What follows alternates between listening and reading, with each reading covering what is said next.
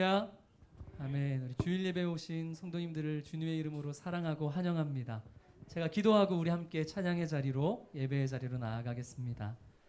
거룩하신 아버지 하나님, 주님께서 우리를 사랑하여 주시고 주님께서 우리를 인도하여 주셨기에 오늘도 이렇게 건강한 모습으로 우리 함께 모여 주님을 찬양하며 예배할 수 있음을 고백합니다.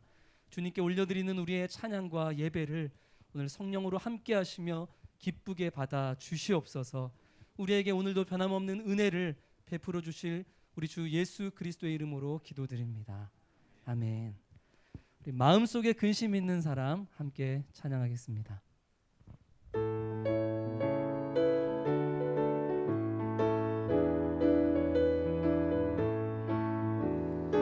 마음속에 근심 있는 사람 주 예수 앞에 아뢰어라. 슬픈 마음 있을 때라도 주 예수께 아뢰라.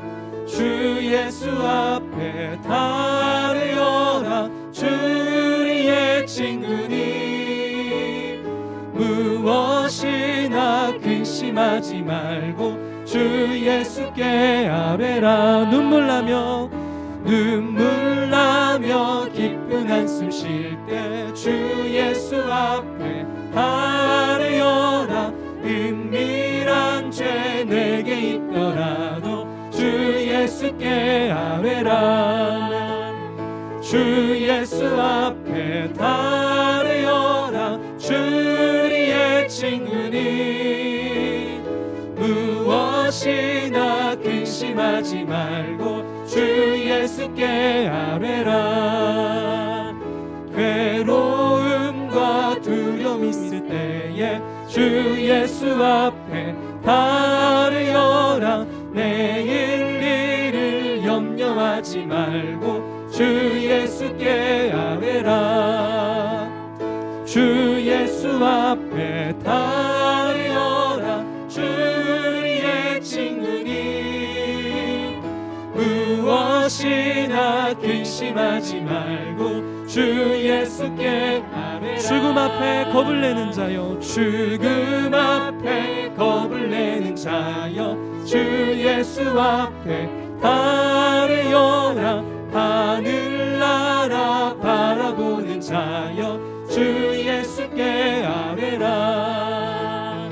주 예수 앞에 아뢰어라. 주 우리의 친구니 무엇이나 근심하지 말고 주 예수께 아뢰라. 죽음 앞에 겁을 내는 자여, 주 예수 앞에 아뢰어라. 하늘나라 바라보는 자여, 주 예수께 아뢰라. 주 예수 앞에 아뢰어라. 주 우리의 친구니 무엇이나 근심하지 말고 주 예수께 아뢰라. 주 예수 앞에 아뢰어라. 주 우리의 친구니 무엇이나 근심하지 말고 주 예수께 아뢰라. 주 예수 앞에 아뢰어라. 주 우리의 친구니 무엇이나 근심하지 말고 주 예수께. 우리 한 번 더 고백합니다. 주 예수 앞에 아뢰어라. 주 우리의 친구니 무엇이나 근심하지 말고 주 예수께 아뢰라. 주님 큰 영광 받으소서. 홀로 찬양 받으소서. 모든 이름 위에 뛰어난 그 이름, 온 땅과 하늘이 다 찬양해.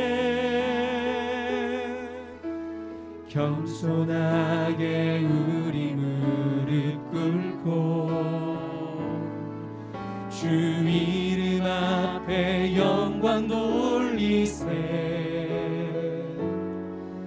모두 절하세. 독생자 예수 주님께 찬양 드리리. 모든 영광과 존귀와 능력 받으소서.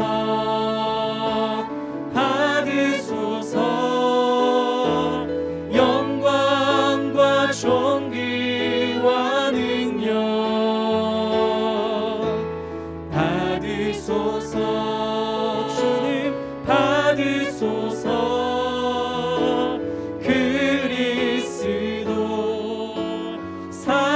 살아계신 하나님, 주님 큰 영광 받으소서. 주님 큰 영광 받으소서. 홀로 찬양 받으소서. 모든 이름 위에 뛰어난 그 이름, 온 땅과 하늘이 다 찬양해. 겸손하게 우리 무릎 꿇고 주 이름 앞에 영광 돌리세. 모두 절하세. 독생자 예수 주님께 찬양 드리리. 모든 영광과 존귀와 능력 받으소서.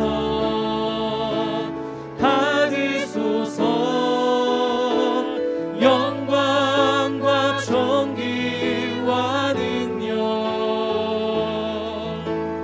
받으소서. 모든 영광과 존귀와 능력 받으소서.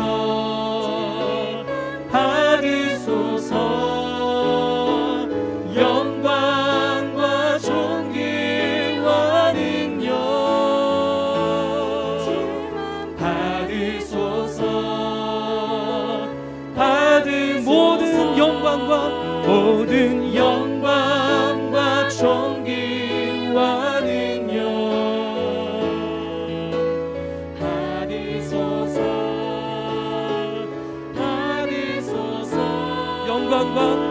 영광과 존귀와 능력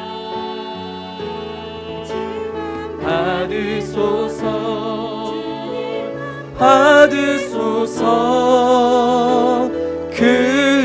그리스도 살아계신 하나님.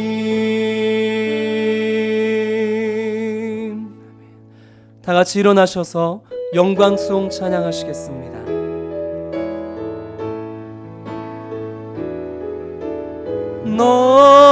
너희는 가만히 있어. 주가 하나님 되말지어다. 열방과 세계 가운데 주가 높임을 받으리라.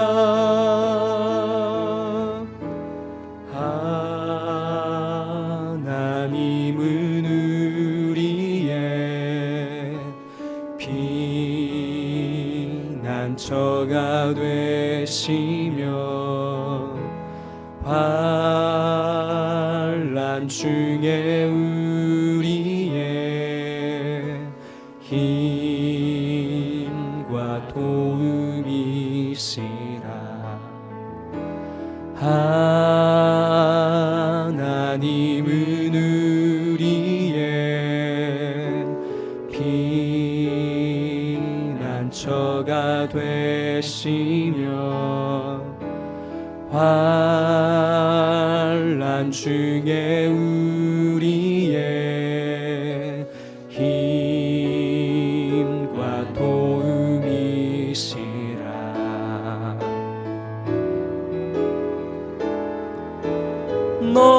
너희는 가만히 있어 주가 하나님 되말지어다.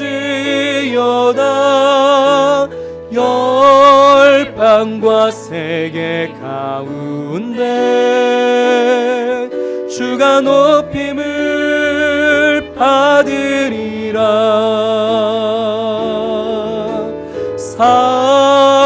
사랑합니다 내 아버지, 찬양합니다 내 온 맘 다하여 선포합니다. 예수 그리스도 주님 오심을 기다리며. 사랑하는 성도 여러분, 하나님께서 기뻐하시는 예배는 상한 마음과 통회하는 심령이라고 하셨습니다. 이 시간 지난 한 주간의 삶을 돌아보며 하나님 앞에 참회의 기도를 드리시겠습니다. 거룩하신 아버지 하나님, 지난 한 주도 우리를 구원하신 주님의 은혜, 주님의 사랑, 그 아버지 하나님 말씀 안에 살지 못한 채 그저 우리의 욕심과 욕망에 노예되어 살아갔던 우리의 연약함, 부족함, 그 악함을 주님 용서하여 주옵소서. 오늘 이 시간 말씀으로, 성령으로 이 시간 우리를 새롭게 하시고 아버지 하나님, 주의 거룩한 자녀 백성답게 살아갈 수 있는 힘과 능력 주옵소서. 할렐루야. 여호와는 나의 능력과 찬송이시요 또 나의 구원이 되셨도다. 의인의 장막에는 기쁜 소리, 구원의 소리가 있으며 여호와의 오른손이 높이 들렸으며 여호와의 오른손이 권능을 베푸시는도다. 하나님은 영이시니 예배하는 자가 영과 진리로 예배할지니라. 아멘. 사랑의 아버지 하나님, 한 주간 주님의 사랑과 그 능력으로 우리를 지키시고 인도하시며 오늘도 사랑하는 주의 자녀들이 함께 모여 주님의 영광을 예배케 허락하여 주심을 감사드립니다. 성령으로 이 시간 함께하여 주시며 주님이 기뻐하시는 예배, 영과 진리로 드려지는 참된 예배 되게 하여 주옵소서. 예수 그리스도 이름으로 기도드립니다. 아멘. 다 같이 교동문 15번, 시편 27편을 교독하시겠습니다. 교동문 15번입니다. 여호와는 나의 빛이요 나의 구원이시니 내가 누구를 두려워하리요. 여호와는 내 생명의 능력이시니 내가 누구를 무서워하리요. 악인들이 내 살을 먹으려고 내게로 왔으나 나의 대적들, 나의 원수들인 그들은 실족하여 넘어졌도다. 군대가 나를 대적하여 진칠지라도 내 마음이 두렵지 아니하며 전쟁이 일어나 나를 치려 할지라도 나는 여전히 태어나리로다. 내가 여호와께 바라는 한 가지 일, 그것을 구하리니 곧 내가 내 평생에 여호와의 집에 살면서 여호와의 아름다움을 바라보며 그의 성전을 사모하는 그것이라. 여호와께서 환난 날에 나를 그의 초막 속에 비밀히 지키시고 그의 장막 은밀한 곳에 나를 숨기시며 높은 바위 위에 두시리로다. 이제 내 머리가 나를 둘러싼 내 원수 위에 들리리니 내가 그의 장막에서 즐거운 제사를 드리겠고 노래하며 여호와를 찬송하리로다. 아멘. 자리에 앉으셔서 찬송가 268장 죄에서 자유를 얻게 함을 함께 찬양하신 후 백호균 장로님 예배를 위해서 대표 기도하시겠습니다.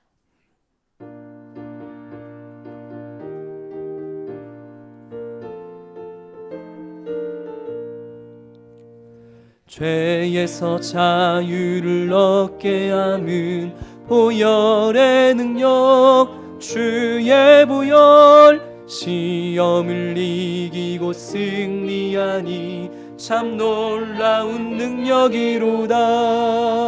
주의 보혈 능력이 또다. 주의 피 믿으오.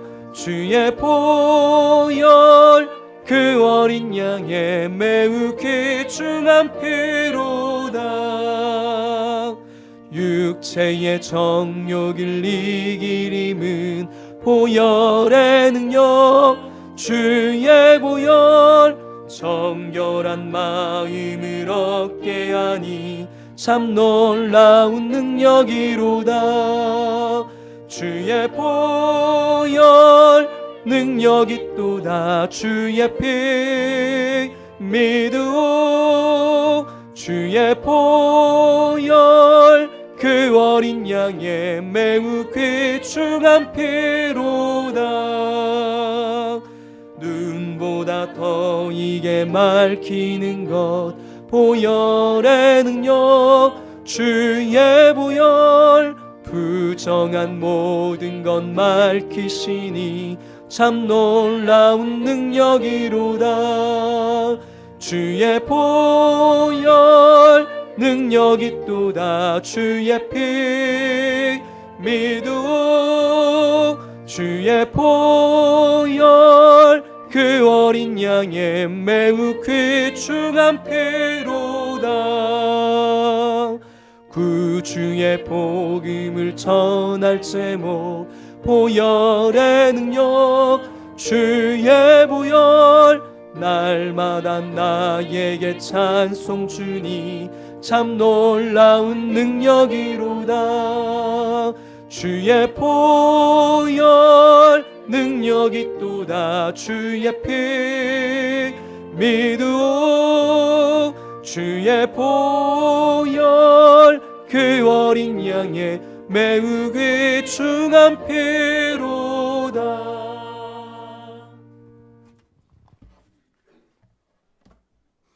태초부터 우리를 택한 천국 백성 삼으시고 오늘 귀하고 복된 날 예배자로 불러주신 전지전능하신 하나님, 이 시간 감사와 존경과 영광과 찬송을 하나님께 올려드립니다. 거룩하신 하나님, 지난 한 주간도 주 안에서 주님의 말씀대로 온전히 살지 못하고 세상의 온갖 풍조와 유혹과 정욕과 물질에 빠져 살다가 하나님 이 예배 자리에 나와 회개하오니 주님의 보혈피로 우리의 모든 죄악을 깨끗이 씻어 주시옵소서. 지난주일 새생명주일에는 그동안 기도했던 태신자들을 초대하여 김인종 목사님을 모시고 복음의 능력을 경험하는 사람들이라는 제목으로 귀한 생명 말씀을 전하게 하시니 참으로 감사합니다. 생명의 주여 온전케 하시는 하나님, 예배에 참석하여 귀한 말씀 듣고 결신한 새 생명들 천국에 가는 그날까지 잘 양육하여 실족지 않고 주님의 은혜 가운데 살아갈 수 있도록 인도하여 주시옵소서. 특별히 김은정 목사님을 통해서 전해주신 주님의 메시지가 우리 성도님들에게 도전이 되고 주님과 뜨거운 첫사랑을 회복하여 하나님께 충성 봉사하는 성도님들이 되도록 도와주시옵소서. 전 세계적으로 확산되고 있는 코로나19 바이러스로 세계의 모든 만민들이 하루하루의 삶이 힘들어지고 있는 가운데 있습니다. 하루속히 치료제와 백신이 개발되어 이 땅에서 코로나19가 영원히 사라져서 모든 일상이 정상적으로 돌아갈 수 있도록 하나님 인도하여 주시옵소서. 코로나19를 우리에게 사회적 거리두기로 두기로 신앙생활과 사회생활에 많은 제약이 있습니다. 주님, 이번 기회를 통해서 주님의 말씀과 주님과 더욱 가까이 하는 계기가 되게 하여 주시옵소서. 모든 인류가 코로나19를 통해서 주님의 위대하신 능력을 경험함으로 인하여 포스트 코로나 시대에는 모든 인류가 주님의 놀라운 능력 앞에 나올 수 있도록 인도하여 주시옵소서. 특별히 내일 월요일부터 시작되는 140일 성경 통독에 우리 모든 성도님들 모두가 참여하여 하나님을 더욱 깊이 알아가며 영적으로 충전하는 계기가 되게 하여 주시옵소서. 우리 성도님들 이 시간 여러 가지 기도 제목을 나오고 있습니다. 이 시간 예배 가운데 응답받고 돌아가는 시간 되게 하여 주시옵소서. 지금 병상에 누워있거나 질병의 고통 가운데 있는 우리 성도님들 하루속히 회복할 수 있도록 하나님 도와주시옵소서. 지금 이 시간에도 부간지각에서 숨지기며 하나님께 예배를 드리고 있는 우리 성도님들을 기억하여 주시옵소서. 하나님, 부간의 이정자들을 변화시켜 주시고 복음으로 통일이 되어 북한 땅에도 복음문이 활짝 열릴 수 있도록 하나님 도와주시옵소서. 하나님 이 시간 세우신 우리 염송사님 목사님과 교육자님들, 우리 양들을 푸른 초장으로 이끌어가기에 부족함이 없도록 항상 성령 충만하게 붙들어 주시옵소서. 하나님 이 시간 염송사님 목사님 준비한 말씀, 십자가에 나타난 하나님의 구원이라는 말씀을 대언하십니다. 우리 성도님들의 성령의 단비를 적셔주는 생명의 말씀이 되어 세상을 살아갈 때 승리하는 인생들이 되도록 하나님 도와주시옵소서. 하나님 오늘 예배를 위하여 여러 가지 모양으로 수고하신 권속들을 기억하여 주시고 크신 은혜 내려 주시옵소서.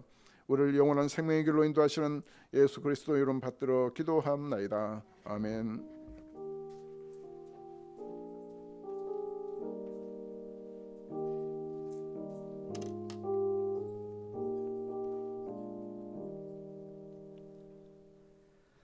오늘 우리에게 주시는 하나님의 말씀은 로마서 3장 24절부터 25절까지 말씀입니다.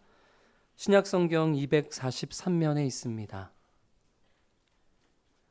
로마서 3장 24절부터 25절까지 말씀을 제가 봉독하겠습니다. 그리스도 예수 안에 있는 속량으로 말미암아 하나님의 은혜로 값없이 의롭다 하심을 얻은 자 되었느니라.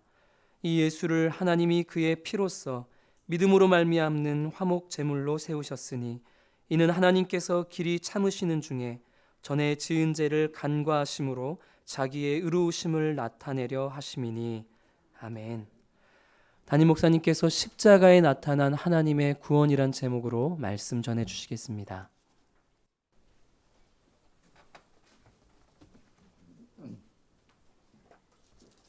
여러분 한 주간 잘 지내셨습니까? 네.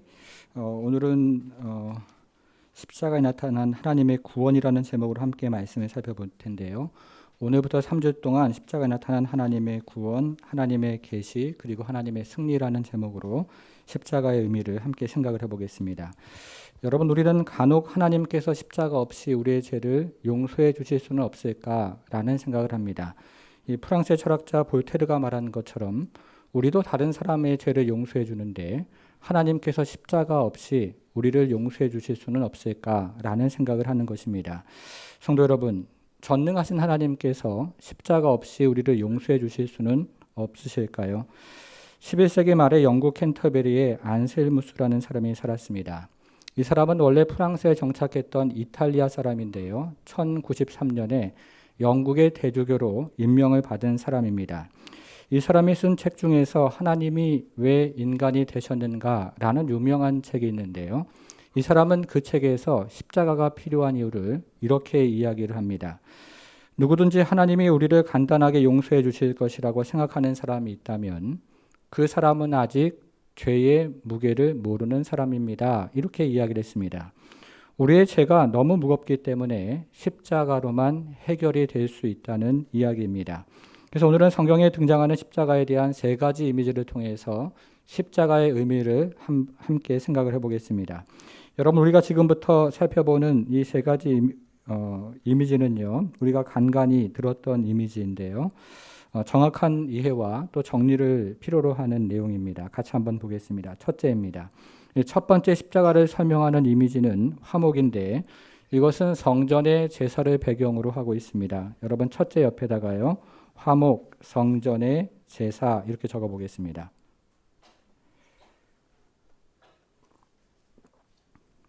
우리가 레위기를 읽어보면 이스라엘 백성들이 드리는 여러 종류의 제사들이 등장을 합니다. 그런데 이스라엘 백성들이 드리는 여러 종류의 제사 중에서는 자원하는 마음으로 드리는 제사도 있지만 한편으로는 죄의 용서를 구하는 제사도 있습니다.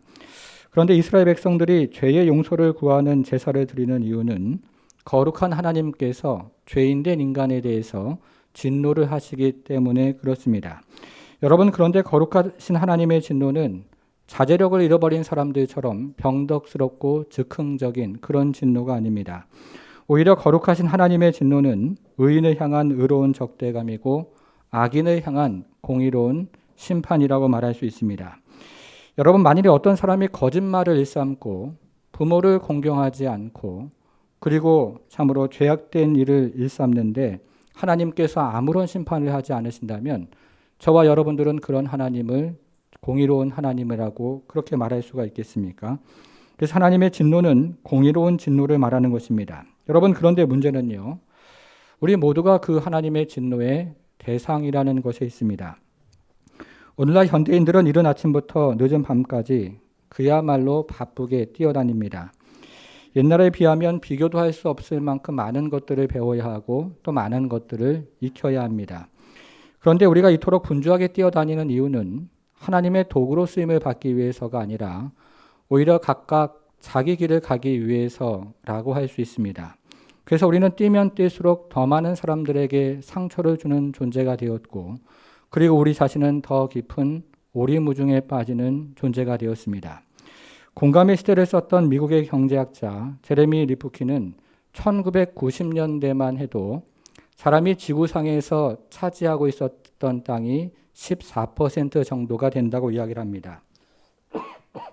그러던 것이 2000년대에 이르면 사람이 거주하거나 이용하고 있는 땅이 77%로 변했다고 말합니다. 다시 말하면 동물들이 차지하고 있던 공간을 인간들이 다 차지를 한 것입니다. 그래서 오랜 세월 동안 동물에게 기생했던 박테리아나 그리고 바이러스가 인간에게 옮겨지는 것은 이제는 단지 시간의 문제라고 이 사람은 주장을 합니다. 이것이 우리가 지금 경험하고 있는 코로나19인데요. 앞으로도 다른 종류의 바이러스에 노출될 가능성이 많다는 경고이기도 합니다. 인간의 탐욕이 빚어낸 결과물들입니다. 그래서 하나님께서는 자신의 경계를 벗어나서 탐욕을 행하는 인간을 향해서 진노하시는 하나님이라고 성경은 이야기를 합니다. 여러분 주보에요. 인간의 곤경 옆에다가 진노라고 적어보겠습니다. 인간의 곤경은 하나님의 진노 아래 있다는 것입니다. 여러분, 그러면 이 죄인을 향한 하나님의 진노를 어떻게 해결할 수 있을까요? 이스라엘의 성전은 성소와 지성소로 구분이 되는데요. 이 지성소의 중심에는 언약궤가 들어 있습니다. 그런데 언약궤 안에는 모세가 시내산에서 받은 10계명이 들어 있고 그 언약궤 위에는 속죄소라고 불리우는 뚜껑이 있습니다. 그리고 속죄소 위에는 그룹 천사들이 서로 마주보면서 날개를 펼치고 있는 공간이 있는데요. 그 공간 사이에 하나님께서 임재하신다고 그렇게 성경은 이야기를 합니다. 여러분, 그러면 하나님께서 그룹들 사이에서 내려다 보실 때 바로 보이는 것은 무엇일까요? 하나님께서 그룹들 사이에서 내려다 보실 때 바로 보이는 것은 인간을 정죄하는 모세의 율법입니다. 그래서 대제사장은 1년에 한 번 지성소에 들어가서 그곳에 속죄소 위에 피를 뿌려서 인간의 죄를 해결하려고 했던 것입니다. 여러분, 그러면 이제 하나님이 보시는 것은 인간을 정죄하는 모세의 율법이 아니라 대제사장이 속죄소 위에 뿌려진 동물의 피가 됩니다. 이스라엘 백성들이 이런 방법을 통해서 하나님의 진노를 해결하려고 했던 것입니다.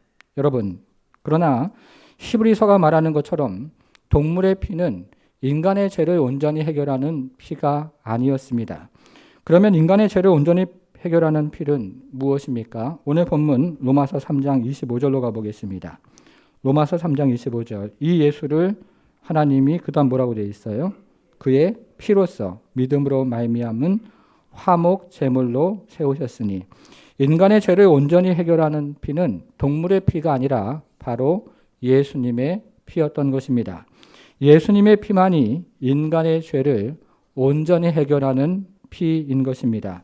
여러분 주보에요. 화목의 근거 옆에다가 그리스도의 피라고 적어보겠습니다. 인간의 곤경은 진노이고 그것을 해결할 수 있는 화목의 근거는 그리스도의 피가 되는 것입니다.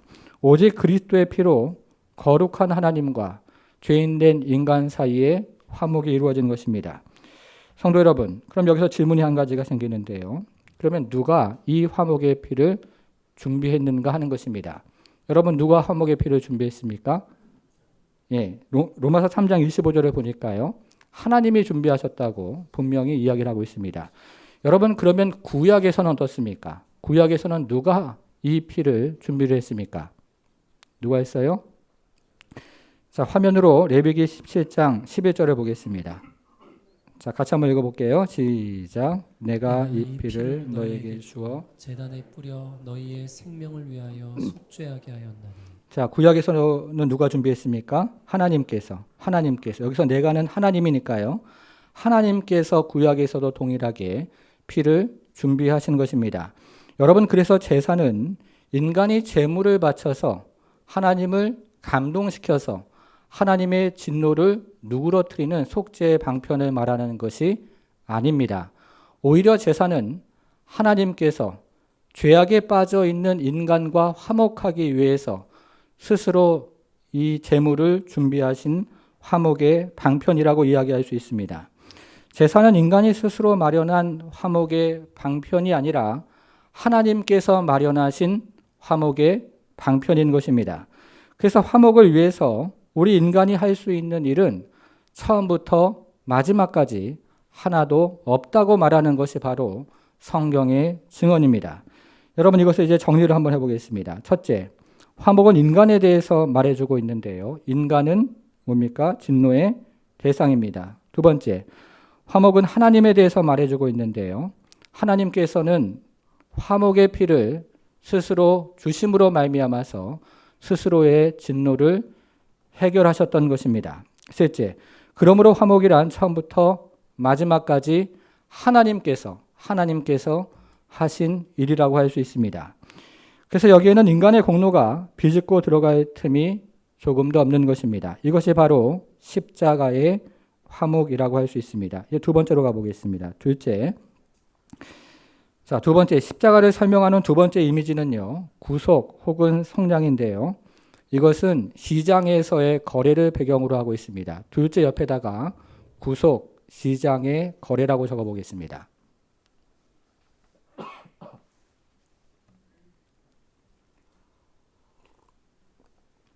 여러분, 우리는 이미 에베소서를 통해서 구속 혹은 속량의 의미를 함께 생각을 해보았는데요. 잠시 기억을 해보겠습니다. 구속을 의미하는 첫 번째 단어는 아고라조라는 헬라 말인데, 이것은 시장에서 값을 지불하고 노예를 산다는 의미를 가지고 있습니다. 두 번째 단어는 엑사고라조라는 헬라 말인데요. 이것은 아고라조에다가 EX가 붙여서 밖으로라는 의미가 첨가가 되었습니다. 시장에서 노예를 사서 밖으로 데리고 나온다는 의미를 가지고 있는데요. 이것은 되돌릴 수 없는 거래를 뜻하는 것입니다. 세 번째 단어는 리트론이라는 헬라 말인데요. 이것은 밖으로 데리고 나온 노예에게 완전한 자유를 주는 것을 의미하는 단어입니다. 이렇게 구속이라는 말은 시장에서 이루어지는 상거래를 배경으로 하고 있습니다. 여러분, 그러면 이 구속이라는 말이 구약에서 어떻게 사용이 되었습니까? 우리가 얼마 전에 룻기를 살펴보았는데요. 이 룻기에는 공경을 당한 사람이 등장을 합니다. 첫 번째 사람은 나옴인데요.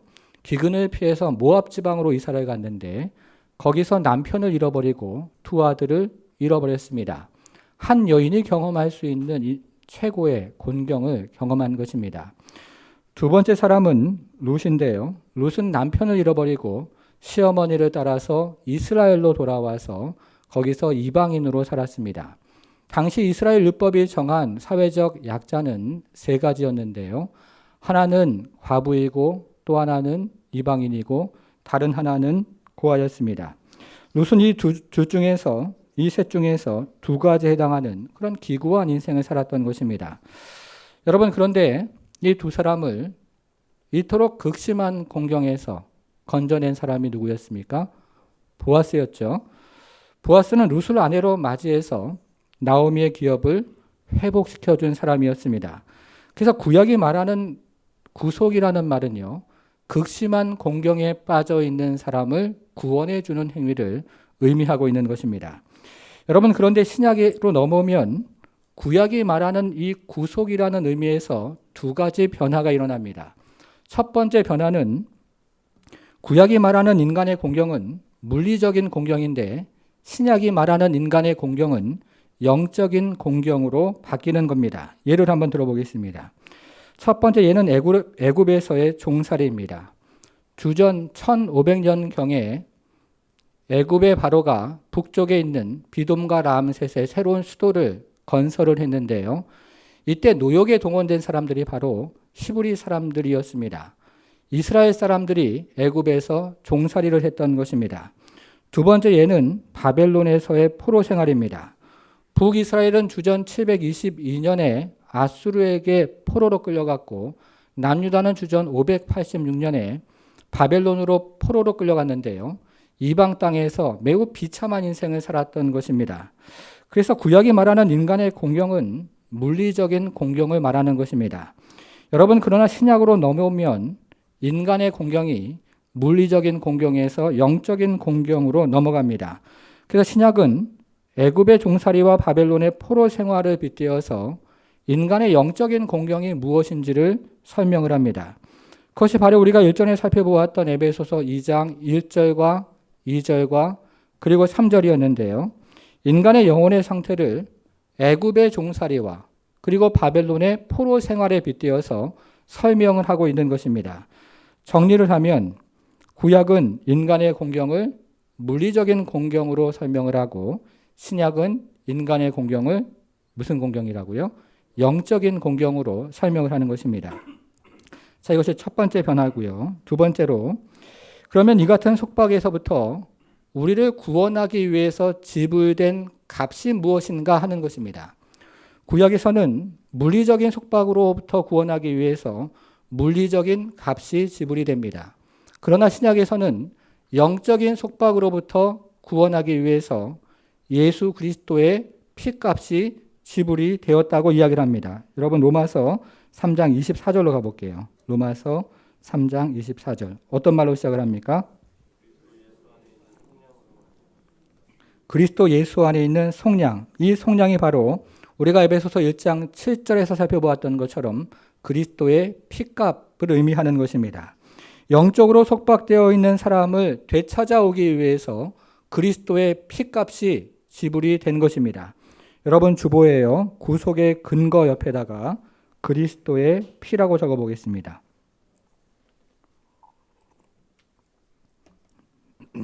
여러분, 그래서 이 구속에 대해서 우리가 할 수 있는 일은 처음부터 마지막까지 아무것도 없다라는 것을 말해줍니다. 정리를 한번 해보겠습니다. 첫째, 구속은 인간의 상태를 말해주고 있는데요. 인간의 영혼이 속박되어 있다는 것을 말해줍니다. 둘째, 구속은 하나님에 대해서 말해주는데요. 하나님께서 아들의 피값을 지불하셨다는 사실을 말해주고 있는 것입니다. 셋째, 그러므로 구속이란 하나님의 한량없는 은혜로 그분의 풍성한 사랑으로 공경에 빠진 인간을 구원해 주신 행위를 말하는 것입니다. 여러분, 그래서 여기에는 인간의 공로가 들어갈 틈이 조금도 없는 것을 우리에게 말해주고 있습니다. 이것이 바로 십자가의 구속입니다. 자, 이제 세 번째로 가보겠습니다. 자, 세 번째, 십자가를 설명하는 이미지는 칭의인데요. 이것은 법정의 판결을 배경으로 하고 있습니다. 셋째 옆에다가 칭의, 법정의 판결이라고 적어보겠습니다. 여러분, 첫 번째 십자가 이미지가 뭐였습니까? 화목이었고요. 성전의 제사를 배경으로 하는 것이었고, 두 번째 십자가의 이미지는 구속, 시장의 거래를 배경으로 하는 것이었습니다. 자, 세 번째 십자가의 이미지는 칭인데요. 이것은 법정의 절차를 배경으로 하고 있습니다. 자, 그런데 이 칭이라는 말은 저희가 많이 들어본 말인데요. 신약에서 출발하는 말이 아니라 구약에서부터 출발을 하는 말입니다. 화면으로 신명기 25장 1절을 같이 한번 읽어보겠습니다. 신명기 25장 1절 시작. 사람들 사이에 시비가 생겨 재판을 청하면 재판장은 그들을 재판하여 의인은 의롭다 하고 악인은 정죄할 것이며. 여러분, 이것은 모세가 한 말인데요. 재판장들을 불러다 놓고 너희들이 재판을 할 때 너희들은 반드시 의인은 의롭다 해야 하고 악인은 악하다 해야 한다, 이렇게 말을 했던 것입니다. 여러분, 그런데 만일에 악인을 의롭다 한다면 그 사람은 하나님의 미움을 받게 될 것입니다. 잠언 17장 15절. 악인을 의롭다 하고 의인을 악하다 하는 이 두 사람은 다 여호와께 미움을 받느니라. 그래서 이스라엘 선지자들은 뇌물을 받고 악인을 의롭다 하는 사람들을 결코 용서하지 않았습니다. 이사야 5장 23절이죠. 그들은 뇌물로 말미암아 악인을 의롭다 하고 의인에게서 그 공의를 빼앗는도다. 이것이 바로 하나님께서 모세와 선지자들을 통해서 알려주신 이스라엘의 영원한 법이었습니다. 여러분, 그런데 사도 바울은요, 로마서에서 어떤 말을 하고 있습니까? 로마서 4장 5절로 가보겠습니다. 성경을 펼쳐서요, 로마서 4장 5절로 가보겠습니다. 자, 이를 아니하실지라도, 그 다음 말이 중요한데요. 뭐라고 되어 있습니까? 경건하지 아니한 자를 어떻다고 얘기해요? 의롭다고 하시느니, 하나님을 뭐라고 이야기하냐면 사도 바울은 불의한 자를 의롭다 하시는 이라고 이야기를 하고 있습니다. 경건하지 않은 자를 의롭다 하는 이라고 말하고 있는 것입니다. 여러분, 하나님께서 구약 내내 악인을 의롭다 해서는 안 된다고 말씀하셨는데 지금 여기서는 악인을 의롭다고 말씀을 하시는 것입니다. 여러분, 도대체 어떻게 된 영문일까요? 그래서 우리는 하나님께서 불의한 자를 의롭다 하시는 근거를 잠시 생각을 해보겠습니다. 첫 번째로, 신약 성경은 구약 성경과 마찬가지로 인간을 불의하다고 이야기를 합니다. 로마서 3장 10절로 가보겠습니다. 앞으로 가서요, 로마서 3장 10절로 가보겠습니다. 같이 한번 읽어볼게요. 시작. 기록된 바 의인은 없나니 하나도 없으며. 1986년 필리핀의 마르코스 정권이 무너질 때였습니다. 당시 필리핀 대통령의 부인이 이멜다였는데요. 그녀의 구두가 3,000켤레가 되는 사실이 밝혀져서 세상의 조롱거리가 된 일이 있었습니다. 이멜다는 자신이 가지고 있는 그토록 많은 신발 중에서 과연 몇 켤레나 신어보았을까요? 여러분, 그런데 저와 여러분들은 이멜다와 전혀 다른 종류의 사람들이 아닙니다. 집에 있는 신발장을 열어보면 지난 수년 동안 한 번도 신지 않은 신발이 몇 켤레가 있지 않습니까? 그리고 집에 있는 옷장을 열어보면 지난 몇 년 동안 한 번도 걸치지 않고 그냥 옷장에 걸어놓는 옷이 또 몇 벌이 있지는 않습니까? 우리가 이메다만큼의 권력과 부를 가지지 못했을 뿐이지 그만큼의 권력과 부를 가지고 있다면 우리 인생도 자신할 수 없는 것이 바로 우리 인간입니다. 그래서 로마서는 의인이 없나니 하나도 없다고 말을 하고 있습니다. 자, 인간의 공경 옆에다가요, 불의라고 적어보겠습니다. 인간의 공경 옆에다가요, 불의라고 적어보겠습니다.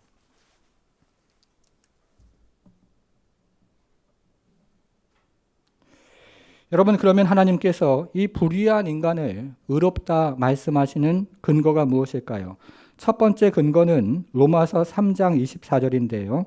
여러분, 로마서 3장 24절 다시 한번 가서 3장 24절로 다시 한번 가셔서요. 거기서요, 속량이라는 말의 표시를 한번 해보겠습니다. 속량. 찾았습니까? 네.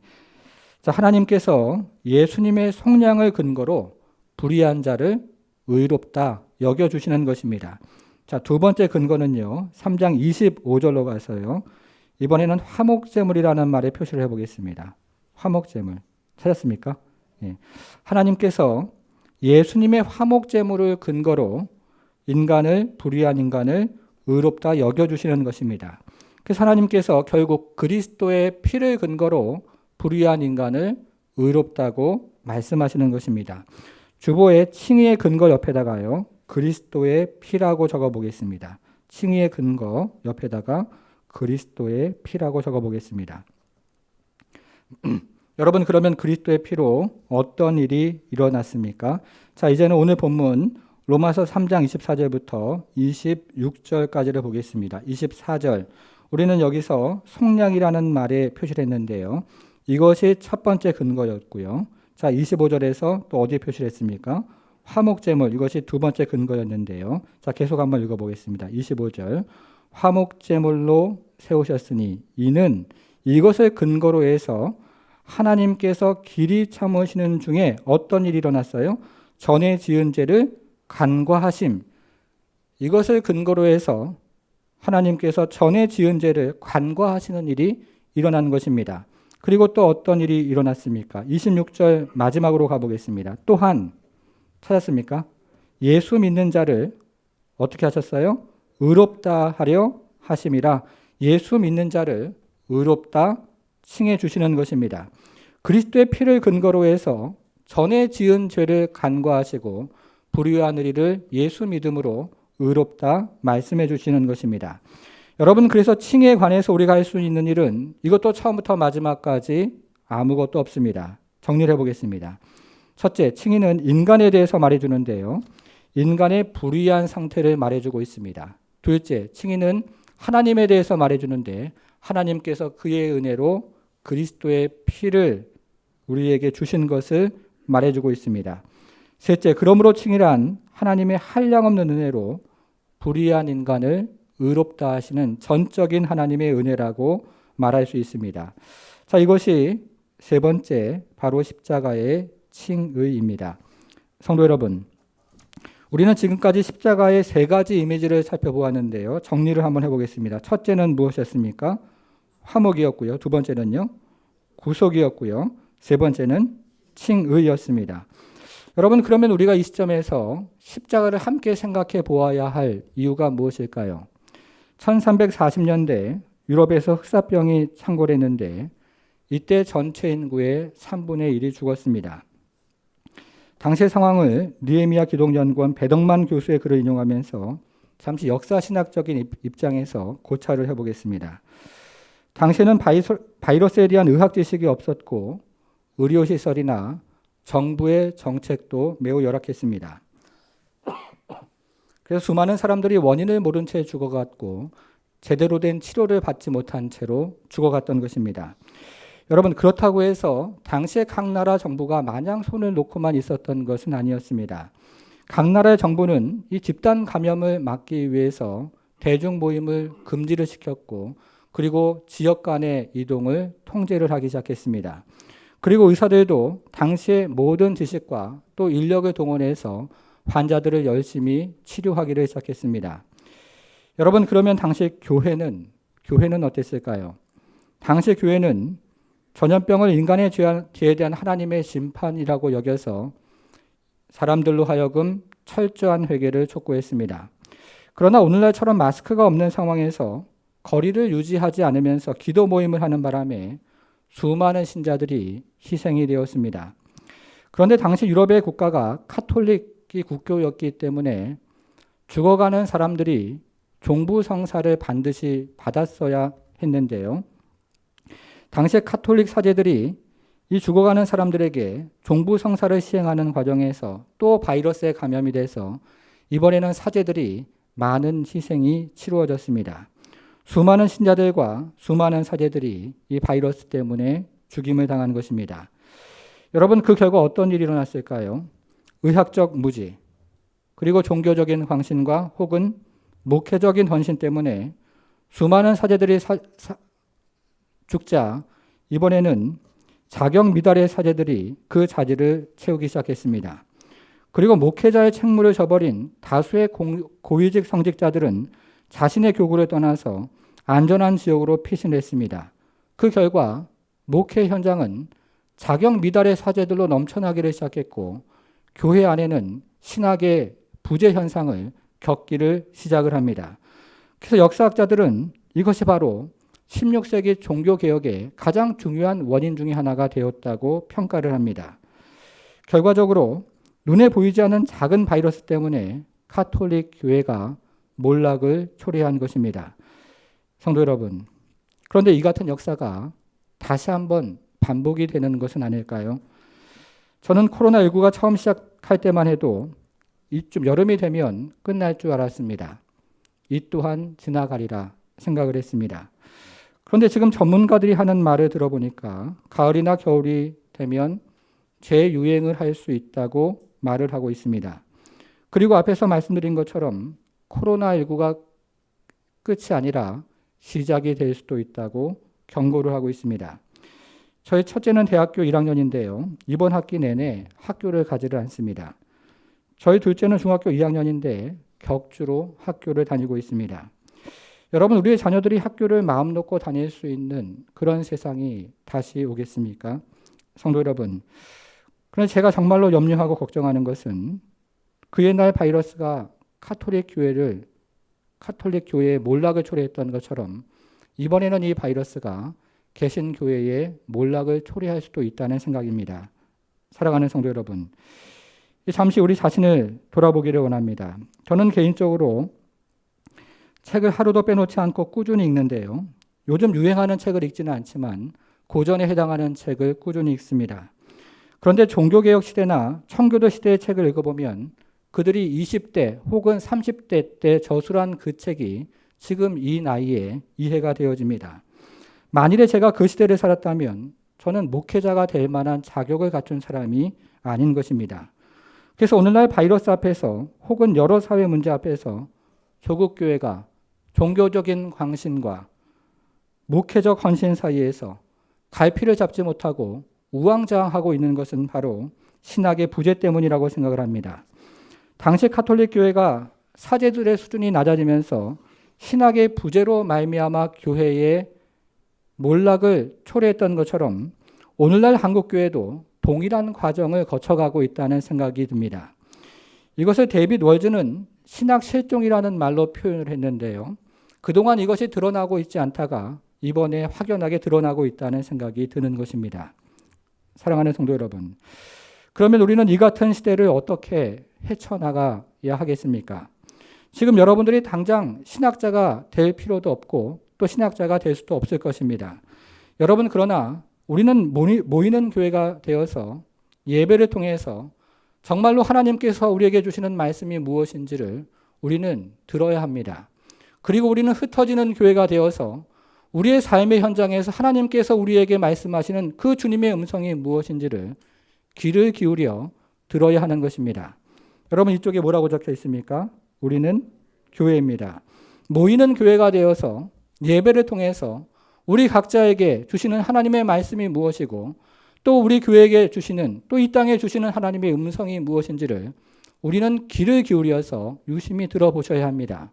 여러분, 이쪽에는 무엇이 적혀 있습니까? 오직 성경을 믿습니다. 읽습니다. 실천합니다. 우리는 흩어지는 교회가 되어서 삶의 현장에서 하나님께서 우리 개인에게 그리고 이 땅에 그리고 우리 가정에게 주시는 그 하나님의 음성이 무엇인지를 우리는 또 들어야 하는 것입니다. 그리고 그 중심에는 언제나 십자가가 있어야 합니다. 십자가에 부합하는 메시지는 하나님께서 주시는 음성이지만 십자가에 부합하지 않는 메시지는 하나님께서 주시는 음성이 아니기 때문에 그런 것입니다. 성도 여러분, 우리가 오늘 살펴본 십자가의 세 가지 이미지에는 일정한 메시지가 있습니다. 첫째는 인간에 대한 메시지인데요. 인간은 진노의 대상이고 그리고 인간의 영혼은 속박이 되어 있으며 그리고 인간은 불의한 상태라고 이야기를 하고 있습니다. 여러분, 이것이 우리에게 말해주는 것은 인간에 대한 일만의 희망이나 그리고 인간에 대한 일만의 기대를 버리라는 것입니다. 두 번째는 하나님은 누구신가에 대한 메시지인데요. 하나님은 하나님의 아들 안에서 죽임을 당하기까지 우리를 사랑하셨고 하나님의 아들 안에서 죽임을 당하기까지 우리를 구원하신다고 말을 하고 있는 것입니다. 그래서 우리의 희망과 우리의 소망은 오직 그리스도 안에 있는 하나님의 구원이라고 오늘 본문은 이야기를 하고 있는 것입니다. 사랑하는 성도 여러분, 여러분들은 여전히 인간에 대한 기대를 가지고 있습니까? 그리고 자기 자신을 믿으며 살아가고 계십니까? 헛된 기대요. 헛된 믿음일 뿐입니다. 반대로 우리의 소망은 그리스도를 통해서 찾아오시는 하나님의 구원이며 그리스도를 통해서 찾아오시는 하나님의 영광 그리고 그분의 사랑인 것입니다. 사랑하는 성도 여러분, 우리가 이 땅을 살아가면서 진정한 소망 그리고 진정한 기대, 진정한 믿음을 어디에서 발견할 수 있습니까? 성부 하나님께서 그리스도를 통해서 찾아오실 때 그때 우리는 다시 한번 소생할 수 있고 그때 우리는 다시 한번 희망을 가질 수 있으며 다시 한번 믿음을 가질 수 있는 것입니다. 성령 하나님께서 십자가를 통해서 이 땅을 찾아오시고 이 교회를 찾아오시며 우리의 성도를 찾아오실 때 그래서 우리에게 생기를 불어넣어 주실 때 우리는 다시 한번 생명을 경험할 수 있고 희망을 경험할 수 있고 믿음을 경험할 수 있는 것입니다. 사랑하는 성도 여러분, 이제 모든 인간적인 소망을 다 내려놓고 십자가 앞으로 나아가서 우리 하나님을 부여잡고 그리스도의 길을 쫓아가는 우리의 모든 성도가 되기를 주님의 이름으로 축복합니다. 같이 기도하겠습니다.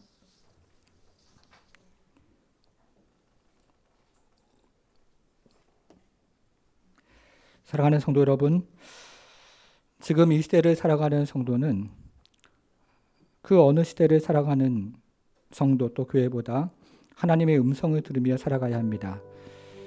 여러분, 우리는 오직 성경을 믿어야 하고 또 성경을 읽어야 하고 또 성경을 실천해야 합니다. 내일부터 우리는 이 주제를 가지고 하루에 3장 성경을 읽을 텐데요.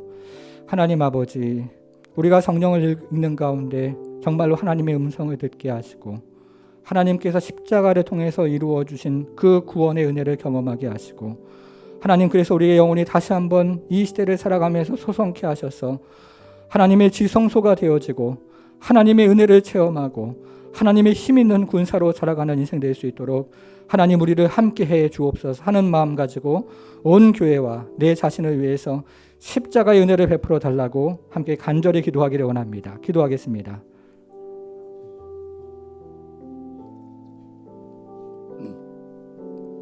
하나님 아버지, 하나님 아버지, 불의한 인간을 찾아오시고 또 하나님 영혼이 구속되어 있는 인간을 찾아오셔서 그리스도의 하나님 아버지 피 묻은 그 손으로 만져주시고 나사로에게 하나님 아버지 참으로 나오너라 말씀하실 때 죽은 생명이 나오고 하나님 벌떡 일어나서 우리 하나님 안에서 새롭게 되었던 것처럼 하나님, 우리에게 참으로 필요한 것은 하나님 인간을 향한 또 다른 기대가 아니요 또 내 자신을 향한 또 다른 신뢰가 아니라 오직 그리스도의 피이며 오직 하나님의 역사하심이며 성령의 인도하심인 줄 믿사오니 하나님 아버지, 성령께서 십자가를 통해서 다시 한번 생기를 불어넣어 주시고 다시 한번 숨을 불어넣어 주셔서 우리 하나님 주신 은혜 안에서 새롭게 되어질 수 있도록 하나님 함께해 주옵소서.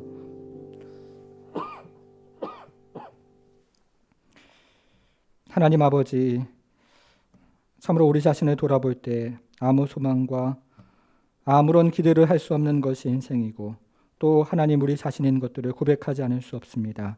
주님께서 다시 한번 이 땅의 교회와 그리고 이 교회와 우리를 찾아와 주시고 성령께서 십자가를 통해서 숨을 불어넣어 주시고 생기를 불어넣어 주셔서 하나님 아버지, 다시 한번 생명이 일어나고 다시 한번 하나님을 향하여 두 손을 들고 다시 한번 그리스도의 십자가를 부여잡고 쫓아갈 수 있는 힘과 은혜를 베풀어 주옵소서.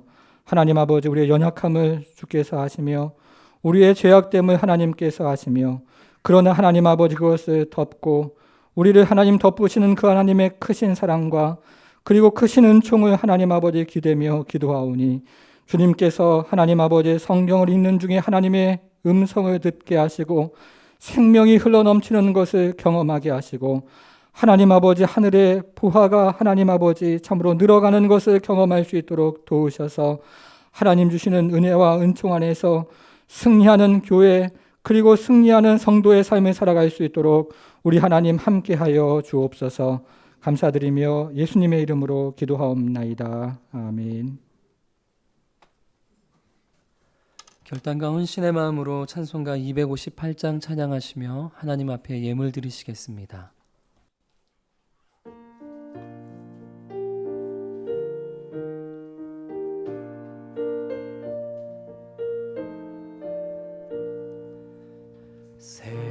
샘물과 같은 보혈은 주님의 피로다.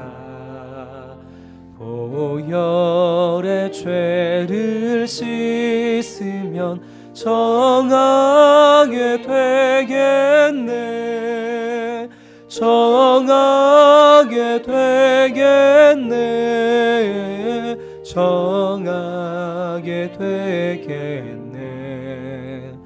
보혈의 죄를 씻으면 정하게 되겠네.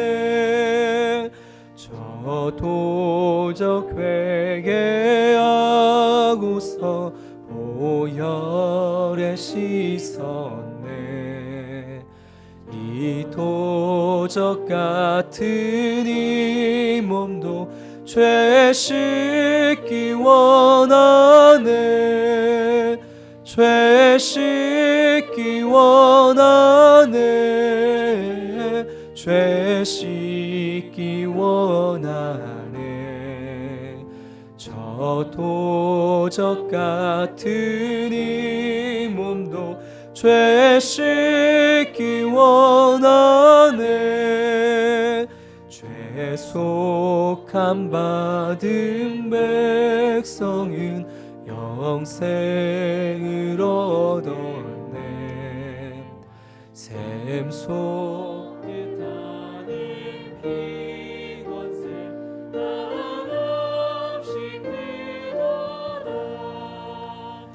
한없이 크도다. 한없이 크도다. 샘솟듯 하는 피권세 한없이 크도다. 날 정케 하신 피 보니 그 사랑 한없네. 살 동안 받는 사랑을 늘 찬송하겠네. 늘 찬송하겠네. 늘 찬송하겠네. 살 동안 받는 사랑을 늘 찬송하겠네. 이후에 천국 올라가 더 좋은 노래로 날 구속하신 은혜를 늘 찬송하겠네. 늘 찬송하겠네. 늘 찬송하겠네. 날 구속하신 은혜를 늘 찬송하겠네. 아멘.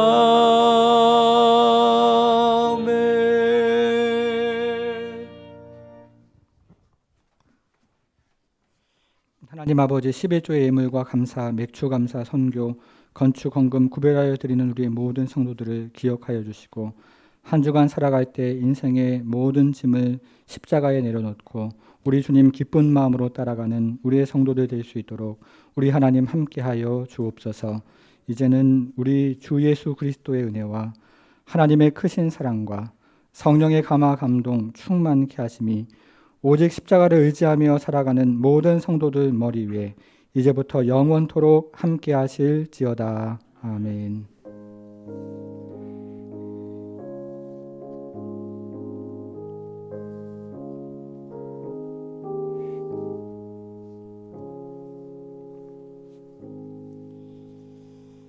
네, 교회 소식 안내해 드리겠습니다. 주보 1면을 같이 한번 보겠습니다. 첫 번째, 두 번째 참고하시고요. 지난주일 저희가 새생명 주일로 하나님께 드렸는데요. 모두 14분이 오셨습니다. 특별한 때에 특별한 분들이 오셨다고 생각이 들어집니다. 여러분 계속해서 태신자들을 위해서 기도해 주시기를 바랍니다. 네 번째 광고 같이 한번 보겠습니다. 140일 성경 통독 안내되어 있는데요. 기간은 내일부터 시작해서 12월 22일까지입니다. 140일간 진행이 되는데요. 신약과 시편과 잠언이 진행이 되어집니다. 자, 두 번째 성경 통독표에 따라서 성경을 읽고 체크해 주세요. 이렇게 되어 있는데요. 여러분 주보 안에 있는 성경 통독표를 한번 꺼내 보겠습니다. 꺼내셨습니까? 예. 뭐라고 적혀 있습니까? 오직 성경을 믿습니다. 읽습니다. 실천합니다. 꺼내셨죠? 네. 여러분 그것을 한번 펼쳐 보시겠습니다. 펼쳐 보시면 자, 날짜가 되어 있는데요. 7월 13일. 자, 본문이 어디로 되어 있습니까? 마태복음 1장부터 3장까지죠. 그렇게 읽으시면 이제 체크를 하시면 되겠습니다. 아시겠죠? 예, 그리고 나서요. 다시 그 첫 번째 면으로 가보시면 이름을 적으시는 면이 있는데요. 이것을 다 체크를 하셔서 연말에 이것을 제출하시면 그러면 연말에 시상을 하도록 하겠습니다. 자, 세 번째는요. 장별 요약 올리브 카드 뒷면을 한번 보시겠습니다. 올리브 카드 뒷면을 보시면 자, 내일이죠. 마태복음 1장부터 3장까지가 요약이 되어 있고요. 화요일 날에는 4장부터 6장까지가 요약이 되어 있습니다. 요약이 되어 있는데 자, 마태복음 1장 요약 같이 한번 읽어볼게요. 시작. 왕으로 오신 예수 그리스도의 혈통 및 계보, 예수께서 태어나시다.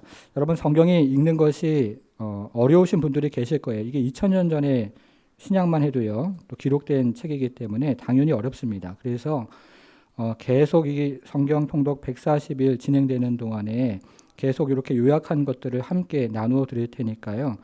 어려우신 분들은 마태복음 1장 요약을 읽으시고 그 다음에 성경을 읽으시면 좀 더 이해하기가 좋겠습니다.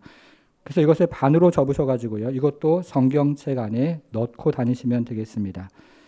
자, 세 번째까지 제가 설명을 드렸고요. 그러면 언제 우리가 이것을 읽을 것인가? 네 번째로 한번 가보겠습니다. 자, 새벽에 나오실 수 있는 분들은요. 새벽에 모두 다 나오셔가지고 새벽에 지금까지는 우리가 예배를 드리면서 그 본문 말씀을 앞에서 설교를 했는데요. 이제는 그 시간에 성경 통독을 같이 하려고 합니다. 그러니까 여러분들께서 새벽에 시간이 되시는 분들은 다 나오셔가지고 함께 성경을 통독하고 그것뿐만 아니라 지금 선교하기도 참 어려운 상황에 있습니다. 그렇죠. 가서 우리가 선교할 수도 있는 상황도 아니고요. 그래서 함께 선교 기도를 그 날짜에 맞게 그 나라를 향해서 선교 기도 제목을 PPT로 우리가 만들어서 함께 나누고 기도할 예정이니까요. 새벽에 나오셔서 함께 기도하시면 좋겠습니다.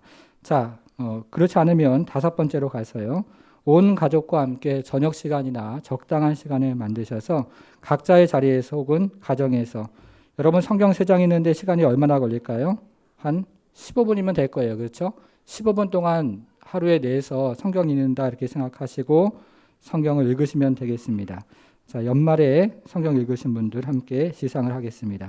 자, 다섯 번째 광고로 가보겠습니다. 다섯 번째 광고, 성경 맥잡기 강의 이렇게 되어 있는데요. 저희 교회는 지금 제자반, 사역반, 구역모임, 시사 모임을 하지 않고 있습니다. 그래서 저도 그래서 여유가 좀 돼서 성경 맥잡기 여러분 혹시 그 핸드폰으로 받으셨어요? 받으셨습니까? 예, 받으셨죠? 이제 만들어서 이제 제공을 하는데요.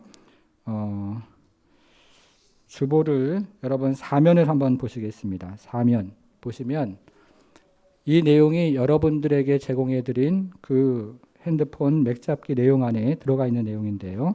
마태복음 개요를 좀 보시면 이렇게 봐가지고는 사실은 잘 이해하기가 어렵습니다. 그래서 이거를 2번에 걸쳐서 이번 학기에는요 설명을 해드리는데요.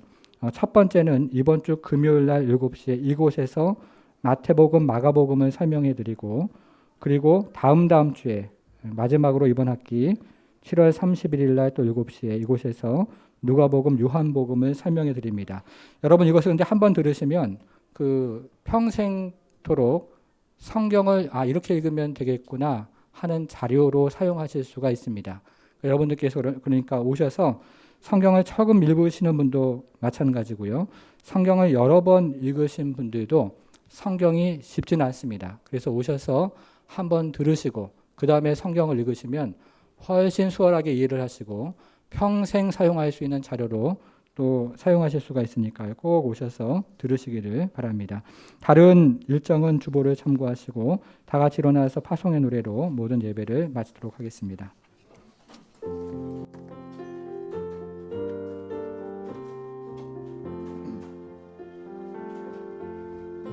우리는 주의 백성이오니 주의 그 큰 이름 선포합니다. 이곳 어두운 세상에 빛으로 부르셨네. 주의 얼굴 구할 때 역사하소서.